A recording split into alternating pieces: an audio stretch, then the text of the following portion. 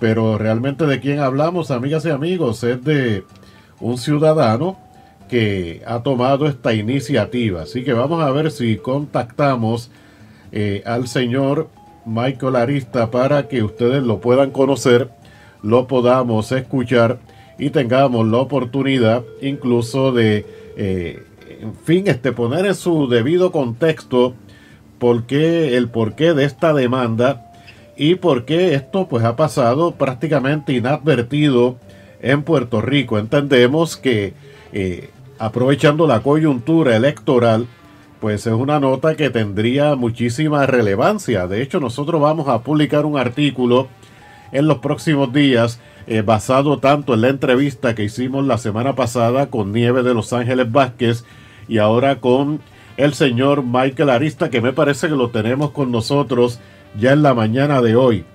Vamos a platicar, a intercambiar impresiones de inmediato. Tengo aquí varios documentos. Hay una petición al Consejo de Ministros y también propiamente tenemos copia de la demanda, amigas y amigos. La demanda que se radica en el Tribunal de España en el estado de la Florida.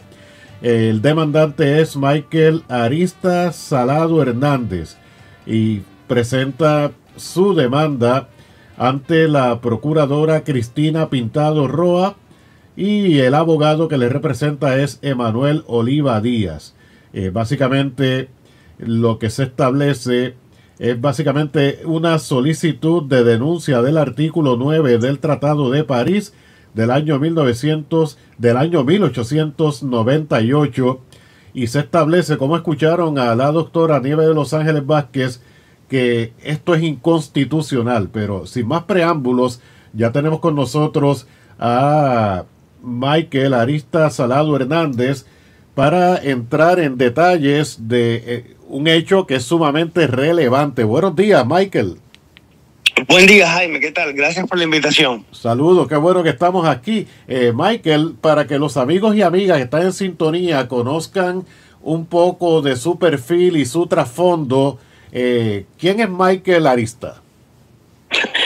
Bueno, suelo decir que soy un cubano cualquiera, pero ciertamente cuando empecé a investigar sobre la historia de Cuba, porque bueno, cuando uno se va del país tiene que reaprender toda la historia porque tenemos muchas, tenemos una historia falsa. Entonces, pues empecé a leer y me di cuenta que realmente, el Estado cubano, la nacionalidad cubana es un Estado espurio que nació con traición. Y bueno, y me di a la tarea de buscar más información y resulta que realmente el Estado cubano nació con el Tratado de París. El Tratado de París es un tratado inconstitucional, es un tratado que se opone a toda la legalidad vigente, a toda la legalidad española vigente, y me parece que es una injusticia. Y entonces hice la petición fue negada, pero la ley de petición permite que ante una negativa usted puede llevarlo a los tribunales, se abre la vía judicial. Y entonces lo que estamos diciendo es que estamos llevando una demanda contra el Estado español por haber negado la petición, para que entonces proceda la denuncia del artículo 9 del Tratado de París, que es el artículo por el cual los españoles fueron desnaturalizados. Es decir, el artículo 9 lo que dice es que solo pueden tener el derecho de opción, es decir, solo pueden ser españoles aquellos que nacen en la península. Desconoce completamente la ciudadanía española de los naturales de Cuba y Puerto Rico. Es decir, esos fueron sencillamente desnaturalizados, despojados ilegalmente de su ciudadanía. Y la ciudadanía es un derecho fundamental, que no puede ser, es un derecho inderogable e irrenunciable. Es decir, ningún Estado puede venir a quitarte tu ciudadanía, eso es tuyo. O sea que, en otras palabras, Michael, todos los puertorriqueños nacidos antes de la invasión de 1898 eran ciudadanos españoles. Eso no se reconoció así como usted lo plantea, españoles, ¿o sí? Ciudadanos españoles de origen, además. Pero además lo dice, no lo digo yo, lo dice la Constitución de 1876, lo dice un decreto del gobierno del 4 de abril de 1881, lo dice el decreto de 25 de noviembre de 1897, lo dice la Carta Autonómica, es decir, todo el ordenamiento jurídico español dice que los puertorriqueños y cubanos son ciudadanos españoles de origen, que además votan en las elecciones, que además tienen una serie de prerrogativas que solo se les da, acceden al registro civil, es decir, son ciudadanos de pleno derecho. Entonces, y esta realidad es sencillamente desconocida, es desconocida, y es lo que queremos dejar claro, y que el Estado español reconozca esa ciudadanía originaria que fue arrebatada, y el mismo principio que opera para la concesión de la ciudadanía española a los descendientes de los judíos sefardíes que fueron expulsados de los reinos católicos con los decretos de Alhambra. Sí, parece que perdimos la comunicación con Michael Arista. Vamos a intentar contactarlo nuevamente. Ahora sí, ahora lo tenemos aquí. Ahora lo tenemos aquí. Nosotros estamos confrontando también intermitencias desde hace unas semanas tras el paso de la tormenta Ernesto, pero seguimos en línea. Adelante, continúe, Michael. Pues tengo una pregunta y la pregunta sería realmente a qué aspiran ustedes con esta demanda si no es solo pues documentar que se quede registrado en la historia que el Tratado de París no es válido y qué implicación pudiera tener esto. Adelante. Nosotros lo que llevamos es el tema de la ciudadanía, que es el derecho de persona. Que evidentemente no podemos, contra el hecho consumado, no podemos decir que sencillamente se desconozca el Estado cubano, que se desconozca la secesión de Puerto Rico. Eso no podemos hacerlo. Pero, en primer lugar, concientizar a las personas, que las personas sepan, que los cubanos sepamos que nuestra ciudadanía originaria y la ciudadanía española, por supuesto, una derogación del artículo 9 y un acceso masivo de los cubanos a la ciudadanía española implicaría el fin de la tiranía, que los cubanos seríamos libres. Y por otra parte, en el caso de puertorriqueños, pues Cuba y Puerto Rico van de consumo en este sentido, por lo tanto van de la mano. Y por supuesto, eso implicaría además que caería por su propio peso el tema de un acercamiento político a España. Que yo pienso que los cubanos, Cuba estaría mucho mejor dentro del ámbito político español. Pero bueno, ya eso es una decisión que tomaría el soberano. Y por supuesto, en Puerto Rico hay una serie de movimientos de reunificación con España que se verían, por supuesto, reforzados en este sentido ante la expulsión del ordenamiento jurídico español del artículo 9.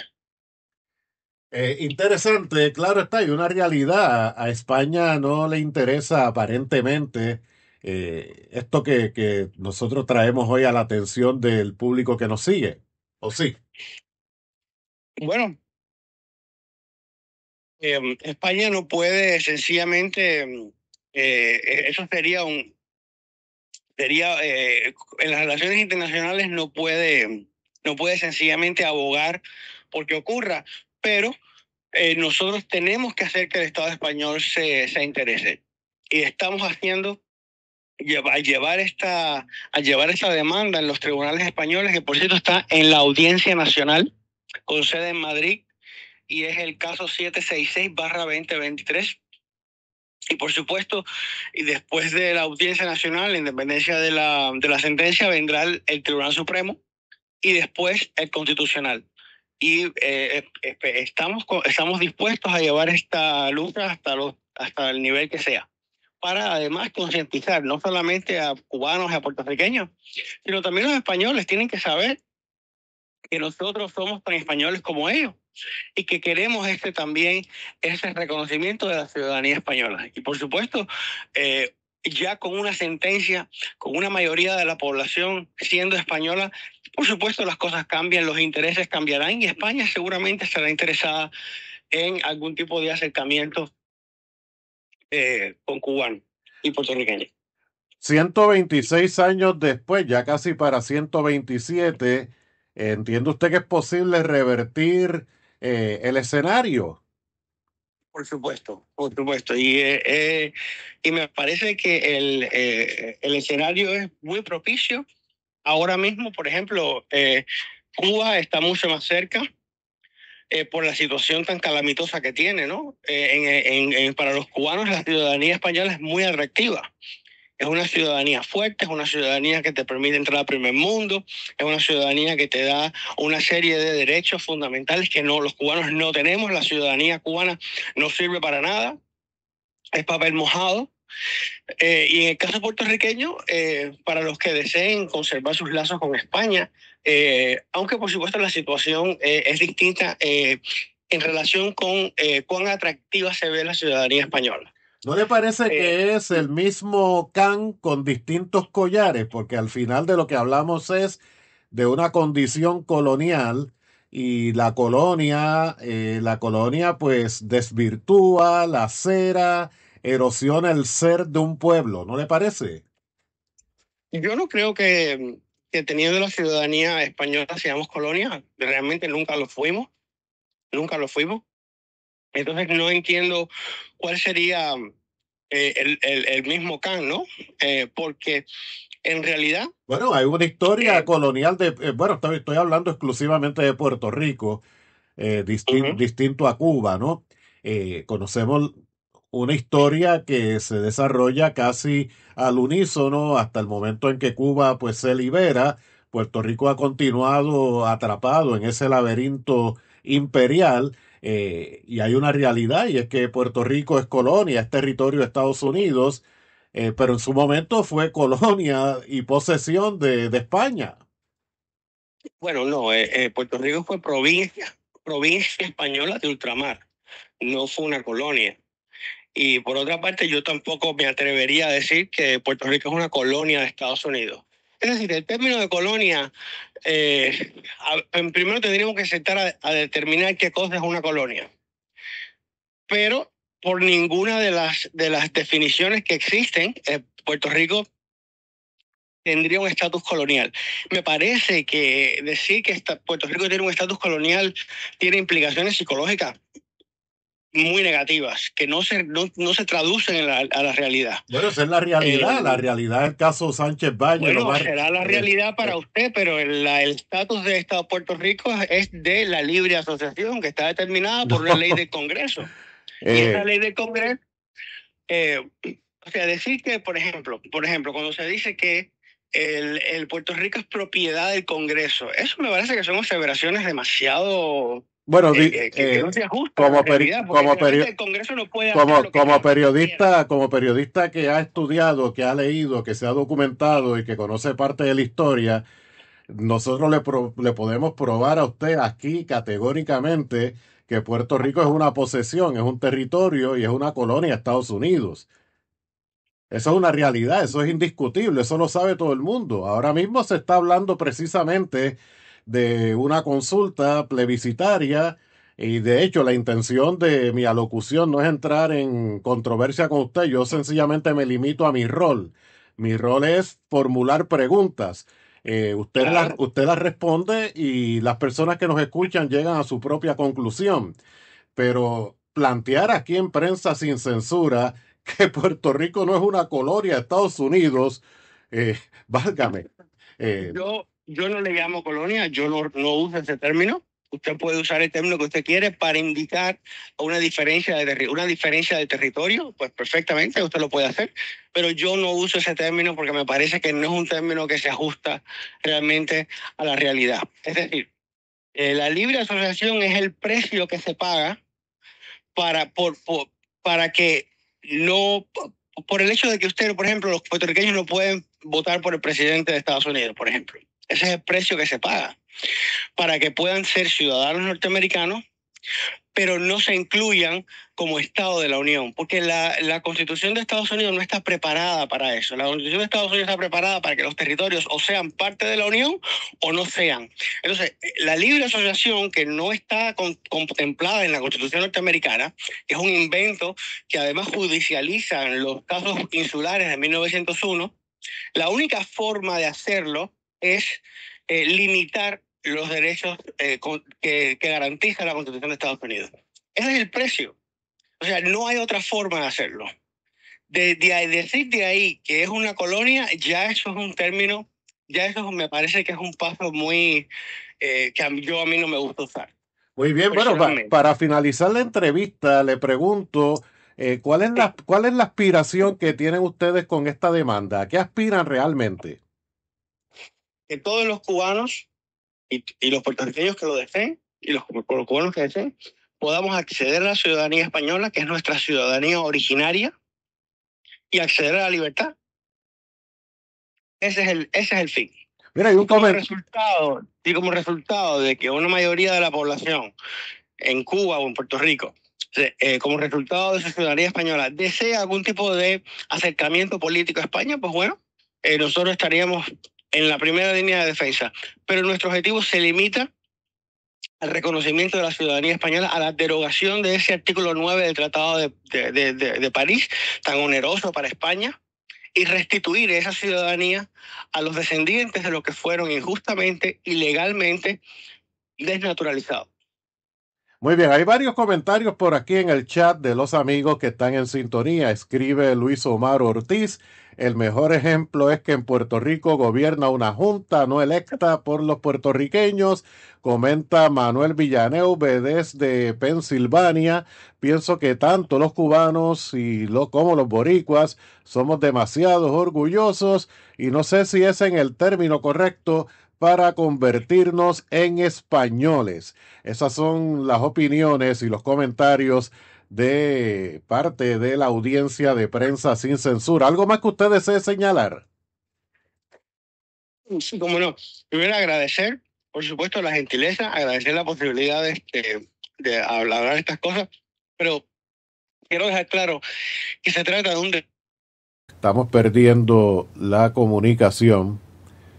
Bueno, quería agradecerle solamente la gentileza de la invitación. Muy bien, ¿usted se encuentra dónde? En Chicago. En Chicago. Muy bien, pues muchas gracias, Michael. Gracias por la información. Hasta luego. Gracias a ustedes. Buen día. Hasta luego. Saludos. Hay Business Santa.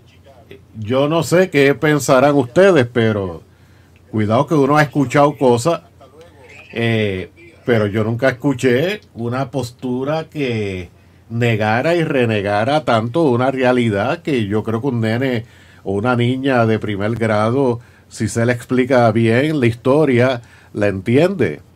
O sea, esto es, o sea, yo verdaderamente he escuchado historias absurdas, pero nunca ninguna como esta. No sé qué pensarán ustedes. Vamos a dejarlo ahí. Ese está peor que Pablito. Vamos a dejarlo ahí. Y bueno, ojalá Nieve de Los Ángeles Vázquez, que es la que recomienda, porque este es el señor que lleva la demanda en la corte española en Miami, Florida. Obviamente me imagino que en algún momento llegarán a Madrid, me imagino yo. Pues ella pues recomienda, mira, vamos a hablar con fulano porque fulano puede abundar un poco más, pero yo lo que veo es que a este señor le falta información. Le falta información. Claro, esta es otra óptica. Yo pude de alguna manera pude leer el entrelínea de una oposición tenaz a la revolución cubana, naturalmente al bloqueo de Estados Unidos. Señala que Cuba, el entrelínea es que Cuba estaría mejor como provincia de España. En fin, o sea, creo que en la mañana de hoy esta ha sido la gran prueba de mi día. Y qué bueno que la he podido manejar con asertividad, porque pienso que el antiguo Jaime se hubiera enfrascado en una discusión sin cuartel con este señor. Y bueno, realmente mi rol es formular preguntas partiendo de premisas que deben ser sólidas y del conocimiento elemental o básico de algún asunto. No sé si la profesora Beatriz Arroyo estará en sintonía, pero lo que ustedes comentan es igualmente válido, igualmente importante. Yo creo que se sintetiza todo en una frase que leo por ahí de Manuel Villeneuve, santo Dios, definitivamente santo Dios. Hola, buenas noches. Acaban de escuchar una entrevista que le concedí al periodista Jaime Torres Torres de Prensa Sin Censura. Y por supuesto habrán notado la tensión, el rifirrafe, el pequeño rifirrafe que se armó. Por supuesto no voy a condescender a respuestas personales, pero sí quiero dejar claro dos cosas, dos elementos. Primero, me parece que es éticamente reprobable cuestionar la reputación de la doctora Nieves de Los Ángeles por el hecho de haber recomendado sobre la demanda contra el Tratado de París, porque realmente sobre esta demanda ahora mismo quien más puede hablar soy yo, porque yo llevo esa demanda.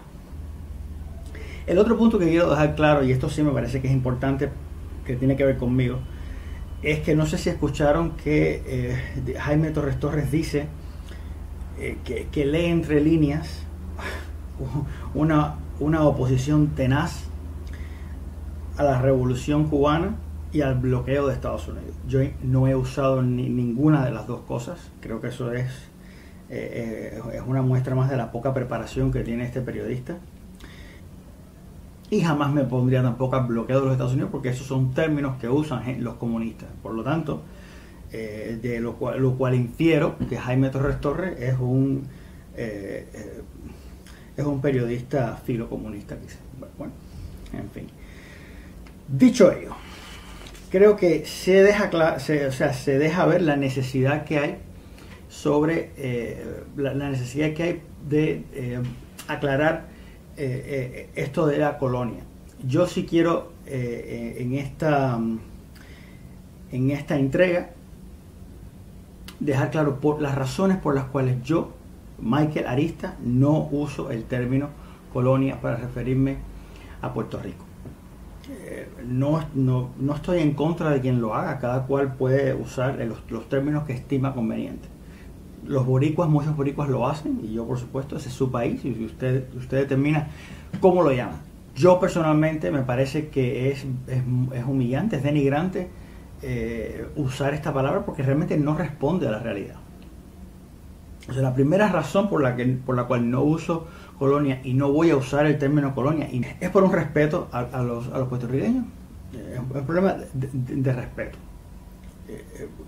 En el término colonia se esconde o encierra denigrante, de menoscabo, de socavamiento, de apocamiento, que yo por supuesto no comparto. Usar el término colonia para referirse a Puerto Rico, a Cuba, a cualquier cosa, es un saco, es usar un saco, y ahí en ese saco cabe lo mismo Cartago, que la Cochinchina, que Cuba, que Puerto Rico. Cuando en realidad, la realidad es mucho más compleja, y es mucho más rica, y es mucho más diversa, y creo que todos perdemos si en el mismo saco lo metemos todo. Si yo me bato a capa y espada negando que Cuba y Puerto Rico eran colonias bajo el dominio español, por coherencia también voy a negarme a ese uso bajo el dominio norteamericano.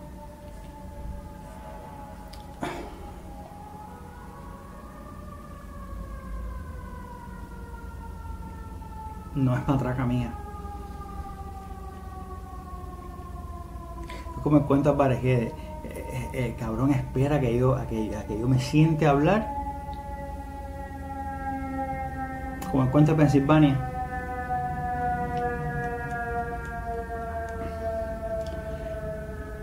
Queda demostrado, ¿no? Bueno, de vuelta a la colonia. Ok, por ejemplo, el término colonia viene, por supuesto, está relacionado con Roma. Es decir, ahí donde llegaba Roma, llegaba el cultivo. O sea, Roma ocupaba tierras donde antiguamente vivían quizá pueblos nómades, y ahí llegaba a Roma y cultivaba, y la palabra colonia viene de cultivos, es decir, cultura y colonia tienen un origen común. Pero la idea es que, es una población humana que no es originalmente de ese lugar, que llega a ese lugar, se asienta, se instala, construye y hace vida continua. Esa es la idea de colonia. Cuando se dice que Cartago es colonia de Tiro, es porque salieron los barcos de la isla de Tiro, encontraron Cartago y allí construyeron, ahí hicieron sus casas. Entonces Cartago es colonia, es hija de Tiro, de la misma manera que Cádiz es colonia de Cartago. O sea, en ese sentido es el que se usa. Por ejemplo, todavía hoy en México algunas urbanizaciones se les llama colonia, porque la idea es que donde no había nada, tú llegaste y te asentaste, construiste y ahora vives permanentemente ahí. Eso es una colonia. Como en Cuba y Puerto Rico los españoles llegaron, o sea, no son originariamente de ahí, entonces esa es la idea que se usa para referirse a la colonia, porque es cierto que en la documentación, tanto jurídica como académica, se usa la palabra colonia, pero no implica, cuando se usa en este sentido, no implica la subordinación política. Por ejemplo, en la sesión de las Cortes Constituyentes del 22 de marzo del año 37, y esto solo lo sé porque hace apenas 2 semanas que publiqué en el boletín una entrega sobre el quiebre constitucional del 37. Pero en las Cortes, por supuesto, tuve que revisar las sesiones de las Cortes Constituyentes. La sesión del 22 de marzo del 37 es clara, se usa la palabra colonia 2 veces en todo el texto cuando explica, porque ¿qué pasa? Las Cortes Constituyentes explican el artículo 1 de la Constitución. Todas las constituciones españolas, desde la de Cádiz, excepto la vigente, dedican su primer artículo a definir quiénes son los españoles, es decir, sobre quiénes va a regir este texto, quiénes son los españoles. Y el artículo primero dice, es español toda persona que nace en los dominios de España.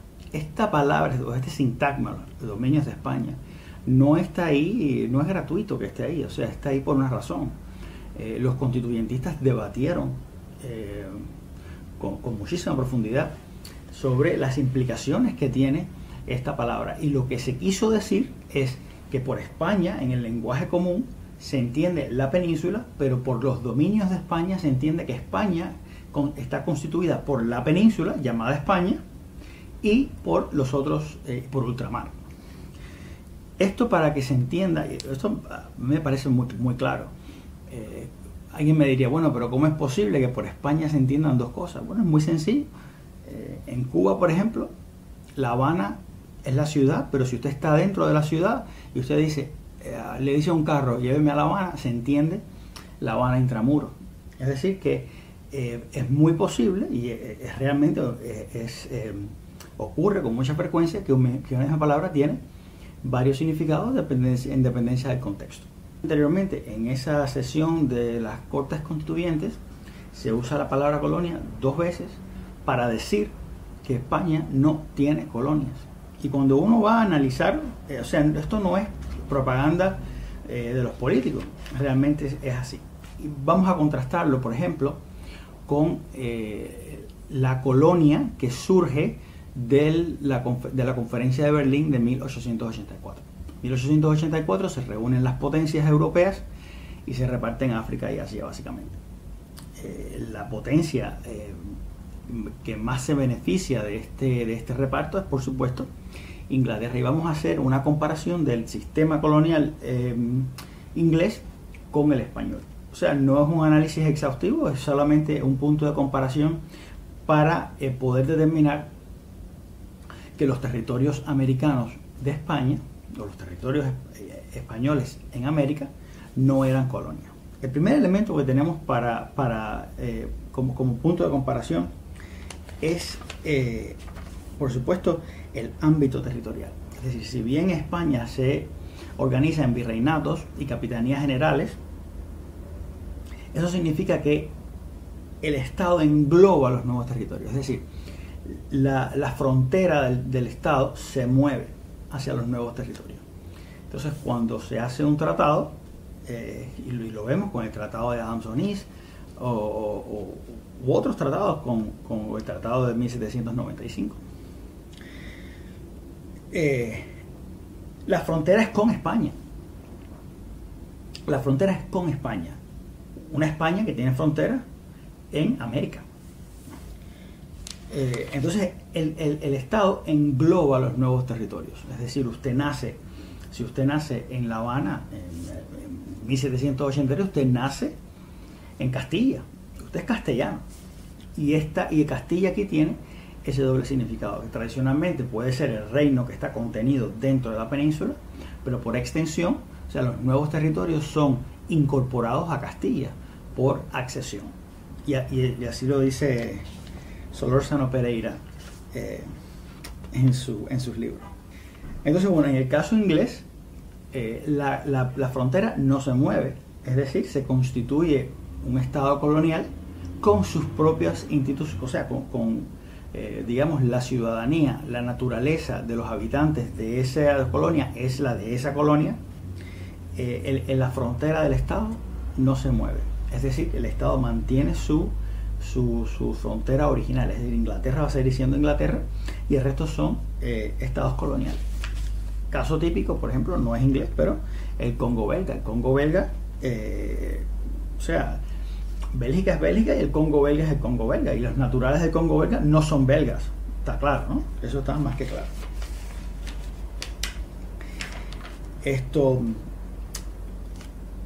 Esta diferenciación del territorio, es decir, que no es parte del territorio, aquí sí es válida esa diferencia entre territorio nacional, pero no es territorio inglés, pero no es territorio nacional. Pero en España no tiene sentido. O sea, ¿de dónde el tribunal sacó eso? Bien.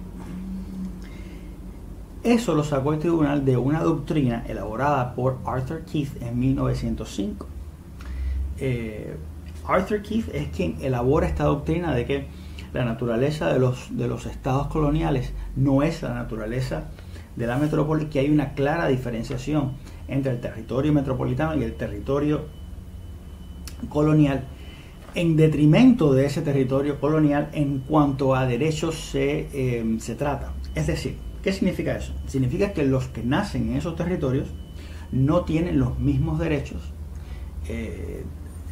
que los que nacen en el territorio metropolitano. Esta diferenciación de derechos es lo que le trae a la colonia, además de, por supuesto, una política económica de extracción, pero básicamente esta falta de derechos es lo que ha permeado en el lenguaje común que se entiende, lo que se entiende por colonia.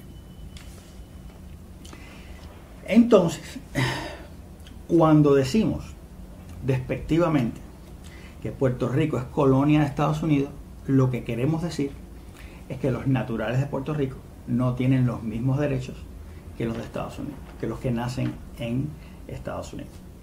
Y esto, por supuesto, no hay que matizarlo. Esto hay que matizarlo.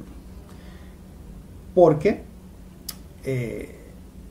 los naturales de Puerto Rico son ciudadanos norteamericanos, pero no pertenecen a la federación. Y está claro que no pertenecen a la federación. El estatus político, el estatus de Puerto Rico es la libre asociación. Y esa libre asociación está determinada por una ley del Congreso. Ahora, el contenido de esa libre asociación es lo que la ley del Congreso articula.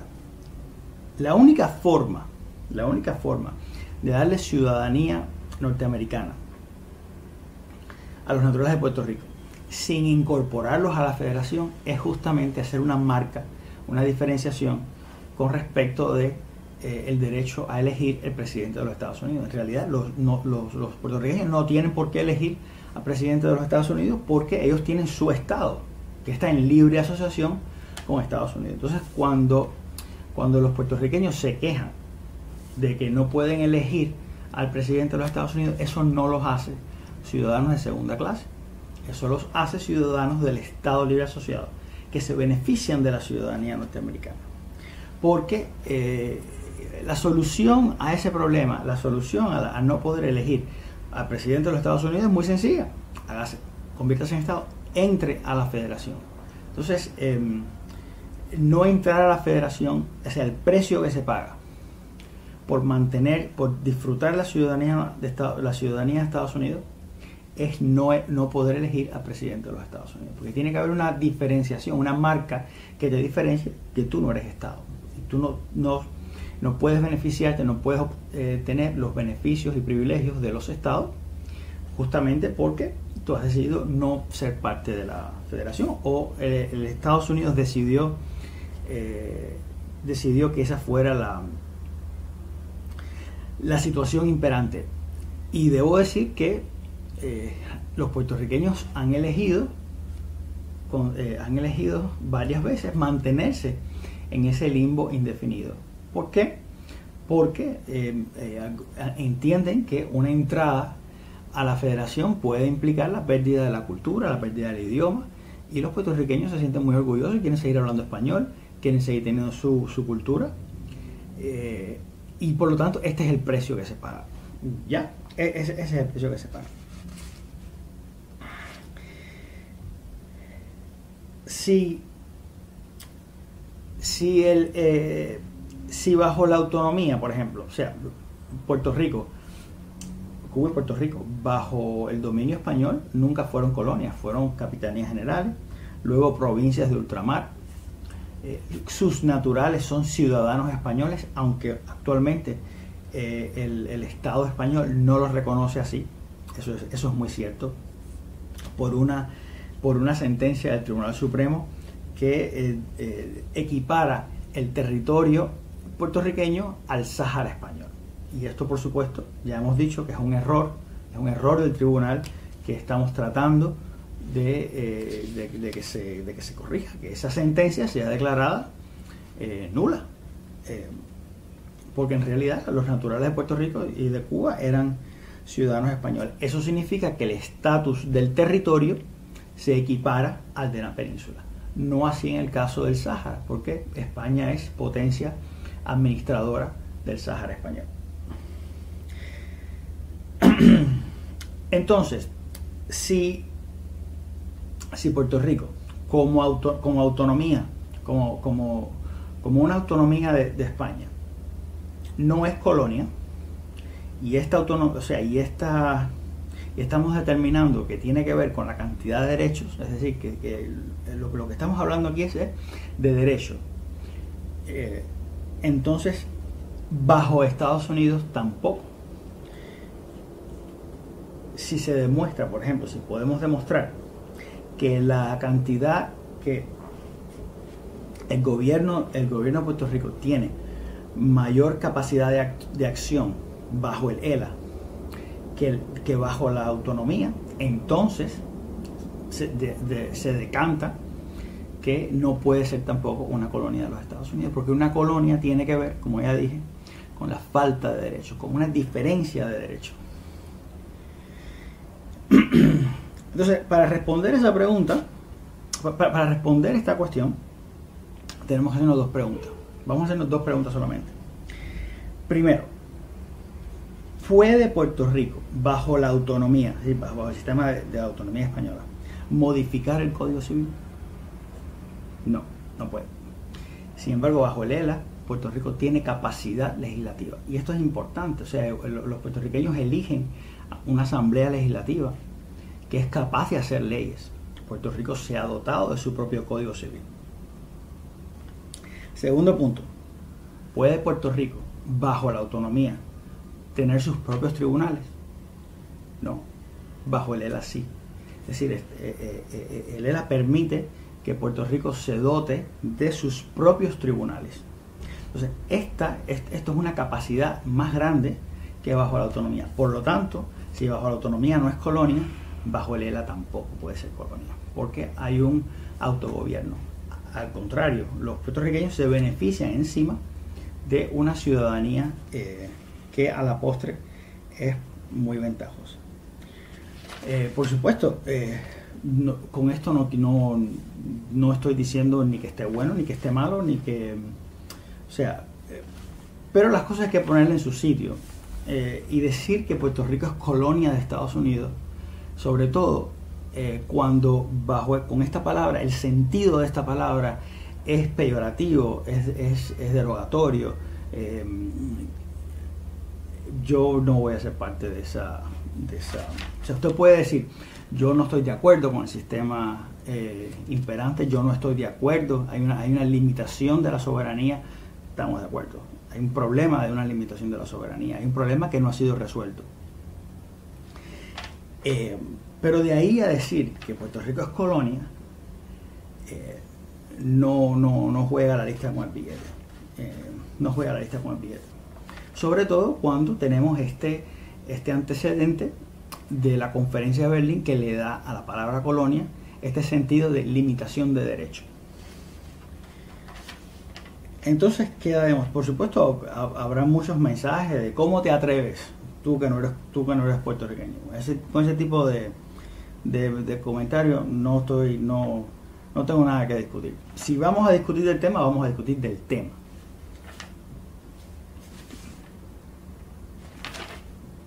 Entonces, eso era lo que tengo que decir sobre. Fíjate, tengo aquí unas notas, por ejemplo, cómo se ha manipulado el tema de la colonia, que por ejemplo la historia de Cuba, para denostar, para denigrar, para socavar, para apocar un sistema político imperante, se le llama, por ejemplo, a la República neocolonia.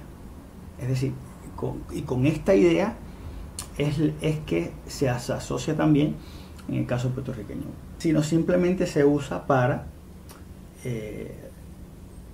no solamente para decir no me gusta el sistema, sino para transmitir esta idea de una falta de derechos, y no hay nada que nos alebreste más que alguien que no tenga derecho. Entonces, por esa parte me parece que es una manipulación, y es una manipulación muy peligrosa además, que pervierte el debate y lo desvirtúa completamente. Si vamos a hablar de derechos, vamos a hablar de limitación de la soberanía, o vamos a hablar de capacidad de acción, vamos a hablar de eso y de cómo eso impacta la vida de los puertorriqueños. Con esa limitación de la soberanía, solo debo aclarar que Puerto Rico tiene el PIB más alto de todo el hemisferio de habla española, que además Puerto Rico no sabe lo que es una dictadura. Con esto no estoy justificando el ELA, pero son elementos que adornan, que hay que tener en cuenta, sobre todo cuando se habla tan festinadamente de una colonia, y creo que hay que poner las cosas en su sitio, ¿no? Muchos cubanos pensarían que tener ese sistema sería una bendición para los cubanos, porque en comparación con de muchas repúblicas, mucha ciudadanía propia, ciudadanía cubana, ¿y de qué te sirve? Si al final lo que importa es cuántos derechos tú tienes, qué tú puedes hacer, y cuánta protección, cuántas garantías tú puedes ejercer, o tú tienes acceso para defender y para ejercer esos derechos. Por lo menos esa es la forma en que yo lo veo. El próximo, quiero publicar aquí, antes de irme, la recepción de estos materiales, y mañana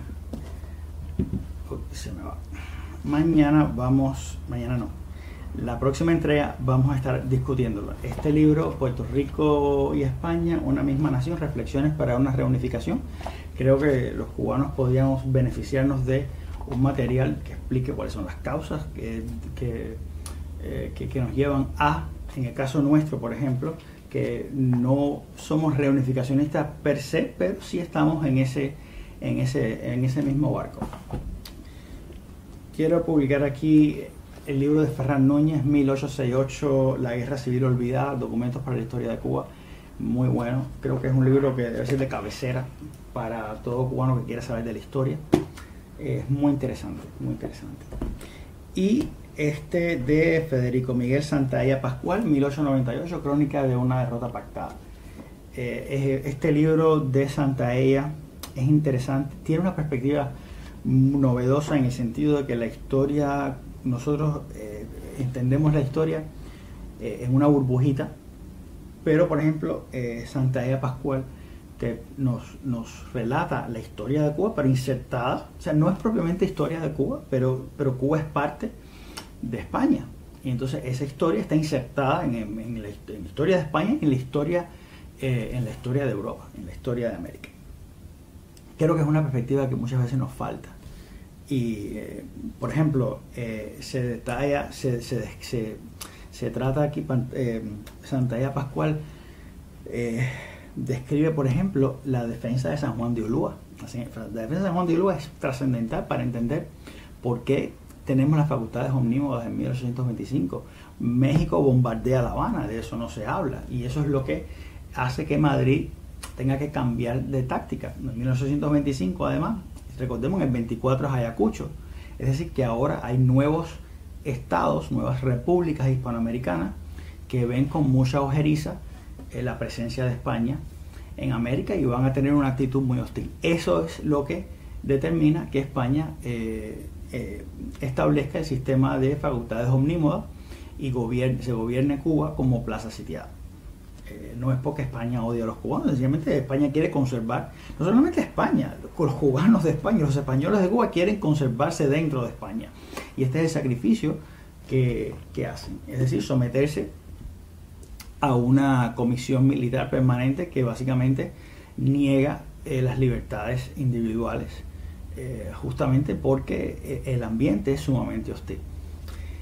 Entonces, bueno, muchas gracias, pues si llegaste hasta aquí, te agradezco mucho, y hasta la próxima.